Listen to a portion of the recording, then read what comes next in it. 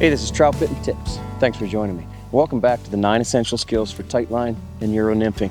These really are the fundamental skills, the things that you need to have. I'm going to say every good tightline angler that I've ever met or ever seen has these skills in their game.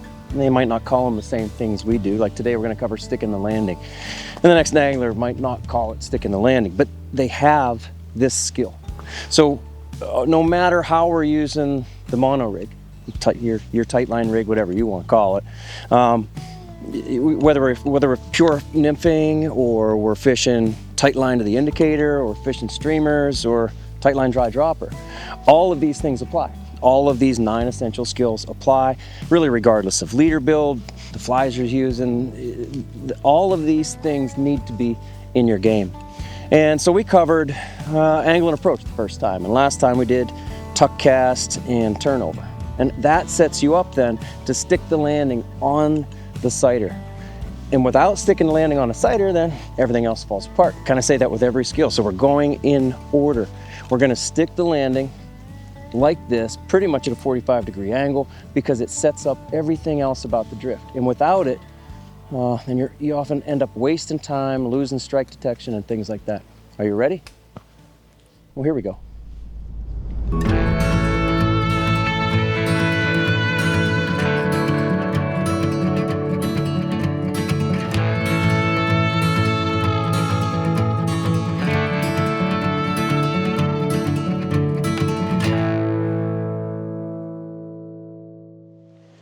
So what do I mean by sticking the landing? Well, the sighter, this colored line in the system, I think it's the most important thing in any mono rig build.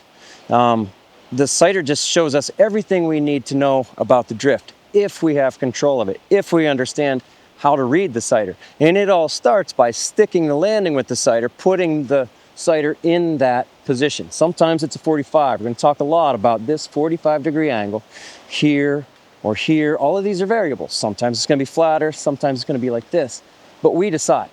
And so that's how we're sticking the landing. The fly enters, some tippet enters, but not necessarily all, and then the sighter sets up in the air. We're not laying the sighter down. That would be floating the sighter, and we'll do that with intention. We have a full video about that as well.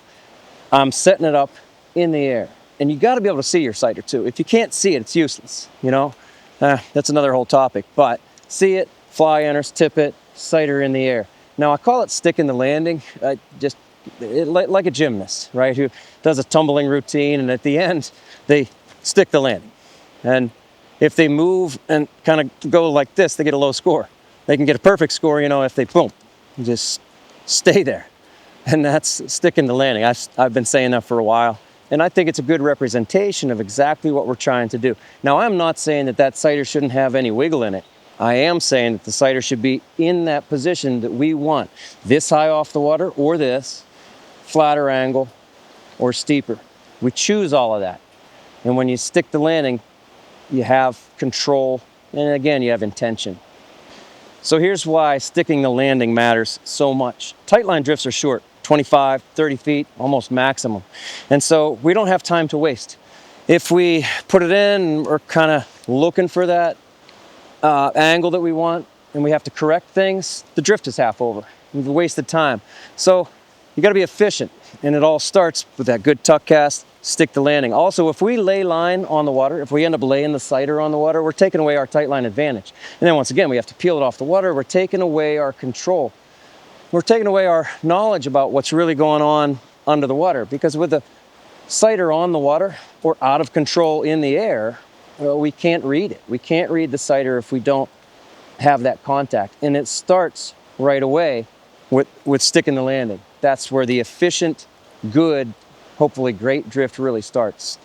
Hey, this video is sponsored by our good friends over at Trout Routes. Trout Routes is the app for anglers. It starts as mapping software, and then they aggregate just a ton of data about water conditions and access points and fly shop locations, everything in one app. And you can save your own information, but there's no social media component. It's not a spot burning app. It's not for sharing your next big fish with anybody else. So Trout Routes really puts all the information in your hands to find your next fishing location, especially if you're going out of state, but even in your own area, you'd be surprised at what you can learn from the app. So you can use the code TROUTBITTEN for 20% off your pro membership at maps.troutroutes.com. Thanks to Trout Routes. Thanks to you for supporting the Trout Bitten Project. Hey now. So here's how we do it. Here's how we stick the landing. It does start with the right angle and approach, and it especially starts with that tuck cast. When the fly goes in and the tippet's going in, well then that sighter is up and ready for us to stick the landing. I'm gonna be honest with you, sticking the landing seems to not be easy. I say it that way because when I guide, it's one of the things that even good anglers seem to struggle with. They'll put the fly in the water, the tippet in the water, and then the sighter will lay down and then they pick it up. The tuck cast, I said this last week, the tuck cast, we should not be reaching like this. When I do that, the sighter wants to lay down. And that is not sticking the landing if the sighter's laying down. Let me grab this snag. Good job, Dom. Okay, so it starts with the tuck cast, right there. I'm sticking the landing. One of the things I'm doing is moving that rod tip just a little bit after that power stroke. But importantly, the fly's going in and I'm not reaching. Again, if I reach, the line wants to lay down. That's when I got hung up too. I'm taking my control away if I reach and I lay the line down. You see this a lot, that people want to cast like this, and then they'll pick the line up. Austin, my buddy Austin, who does a podcast with us, we did this 9 Essential Skills series on the podcast, and Austin made a really good point. He said that laying the line down and then picking it up is just a mistake and then a correction over and over. So don't make the mistake. Don't lay the line down, don't reach, and then pick it up. Just stop the rod tip to where you were going to pick it up anyway, right? We're just stopping rod tip, good tuck cast, sticking the land. If you get the tuck cast right, sticking the land, well, it almost sticks itself. It almost puts itself in the right position. And then you have some subtle adjustments. So here's what I mean about adjusting the rod tip, moving the rod tip someplace right after that power stroke. I'm gonna, right after the tuck cast, I'm stopping the rod tip pretty high, and then I'm kind of moving my rod tip. I can't tell you which way it's always gonna go. Sometimes it's out, sometimes I'm stopping and then actually dropping the rod tip a little bit. In fairness, if I just stop that rod tip and do nothing, then see that sighter lays down. So I have to start recovering slack. Now, recovering slack is the next thing we're going to talk about in the next video. But there is a little bit that you have to do with that rod tip to stick the landing. Here, watch, I'll do it a few times.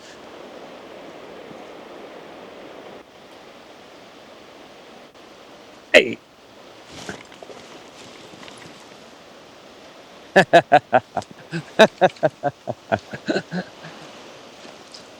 That's cool. Come on, baby.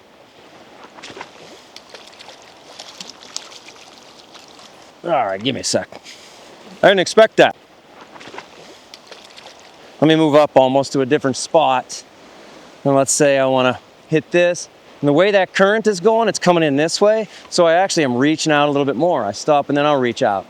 I'm not reaching during the cast, remember, but I will reach a little bit or I'll lift a little bit just to put that sighter in the angle that I want. And again, in this case, it's about a 45-degree angle. You got to do something with the rod tip. You cast and then this, or you cast and then reach it to here. Cast, maybe move it up that way. I'm gonna need your best effort, Josh, okay?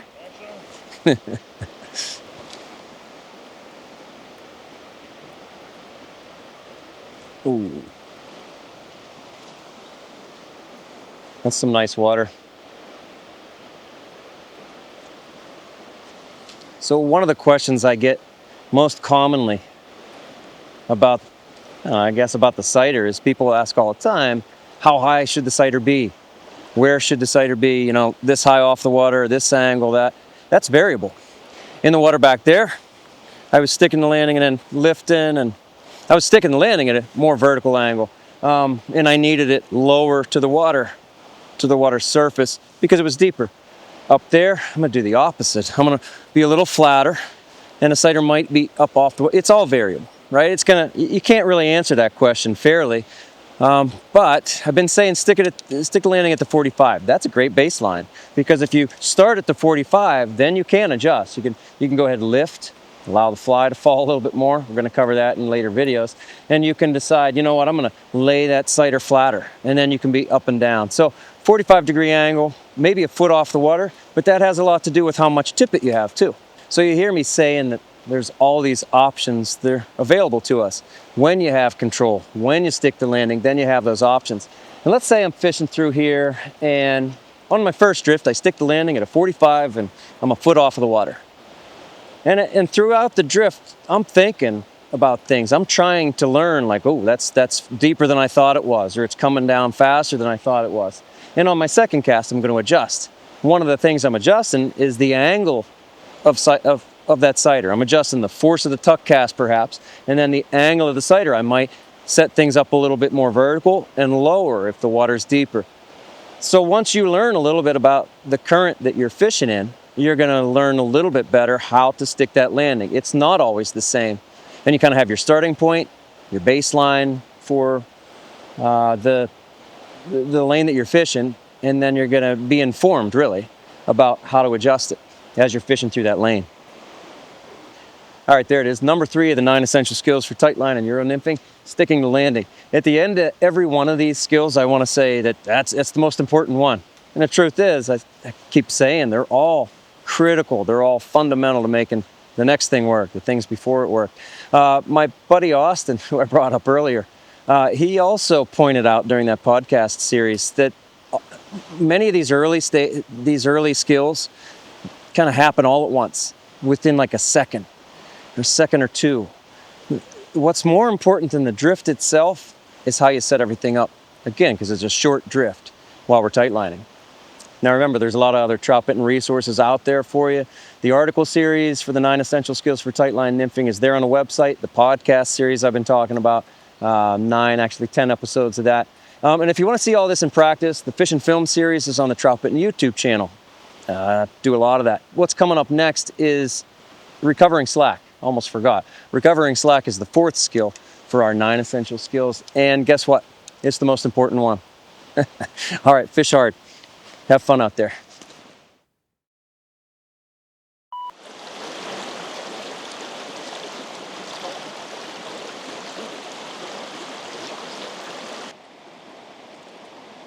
A little bit better. Yeah, it's tracking it. Hey now! You really don't suck. That's 2 casts in a row. Don't give me a hard time. Don't be mean. Ready?